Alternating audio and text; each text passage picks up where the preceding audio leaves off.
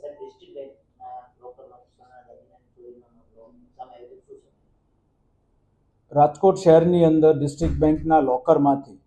આશરે 1.25 કિલો સોનું અને 3 કિલોથી વધારે ચાંદીની ચોરીનું એક ફરિયાદ જે છે એ ડિવિઝન પોલીસ સ્ટેશન ખાતે દાખલ થયેલી. ફરિયાદી જે છે જય તળાવિયા, તેના ધ્યાન પર એવું આવેલ કે 6 તારીખના રોજ જ્યારે લોકર ચેક કરવા ગયા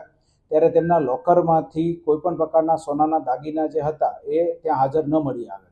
અને તેના આધારે તેમણે પોલીસને તાત્કાલિક જાણ કરી. ગુનાની ગંભીરતા, બનાવ સ્થળ અને જે રકમ ગયેલી હતી, એટલે કે જે સોના ચાંદીના દાગીના ગયા હતા તેનું જે અમાઉન્ટ હતું એને ધ્યાનમાં રાખીને માનનીય CP sir Brajesh Kumar Jha sir અને અધિક પોલીસ કમિશનર મહેન્દ્ર બગડિયા સરનાઓ દ્વારા જોઈન્ટ ટીમ્સ બનાવવામાં આવી હતી, જેની અંદર ક્રાઇમ બ્રાન્ચ, એલસીબી ઝોન 2, એ ડિવિઝન પોલીસ સ્ટેશનની ટીમ્સ બનાવીને અલગ અલગ દિશાઓમાં તપાસ શરૂ કરવામાં આવી હતી. સૌપ્રથમ જે છે એ ફરિયાદી દ્વારા જે રજૂઆત કરવામાં આવી એને પરિપ્રેક્ષ્યને ધ્યાનમાં રાખીને લોકરમાંથી ચોરી કઈ રીતે શક્ય બને એ બાબતે અને વિવિધ જે શક્યતાઓ હતી એની ચકાસણી કરવામાં આવી અને એ શક્યતાઓની ચકાસણી કર્યા બાદ જે બેંકના જ કોઈ કર્મચારીની આમાં સંડોવણી હોવાનું બહુ જ સ્ટ્રોંગ ચાન્સીસ હતા તેને ધ્યાનમાં રાખીને સીસીટીવી ફૂટેજ અને અન્ય ટેકનિકલ એનાલિસિસ આ જોઈન્ટ ટીમ દ્વારા શરૂ કરવામાં આવ્યું. તેના આધારે એવું ધ્યાન પર આવ્યું કે બેંકમાં કામ કરતા કર્મચારી અશોકભાઈ કોટક દ્વારા જ તે 25 તારીખના રોજ આ જે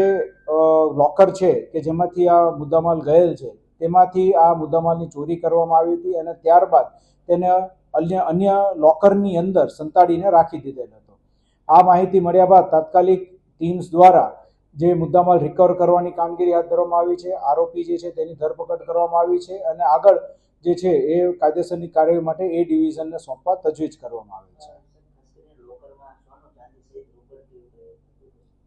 હાલ આપણી પાસે જે ફરિયાદ આવી છે તે મુજબ લોકરની અંદરથી 1.25 કિલો સોનું અને આશરે 3 કિલો જેટલી ચાંદી હતી.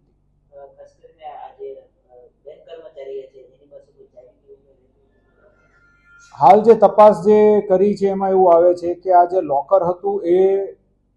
છેલ્લે 24 એપ્રિલના રોજ જ્યારે એક્સેસ થયું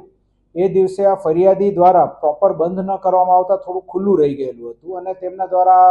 આ ખુલ્લું રહી ગયા બાદ ચકાસણી ન કરતા આ જે બેંકનો કર્મચારી જે પોતે લોકર ગાર્ડ તરીકે કામ કરે છે તેના ધ્યાન પર આવ્યું અને પછી તેણે તેમાંથી ચોરી કરી હતી.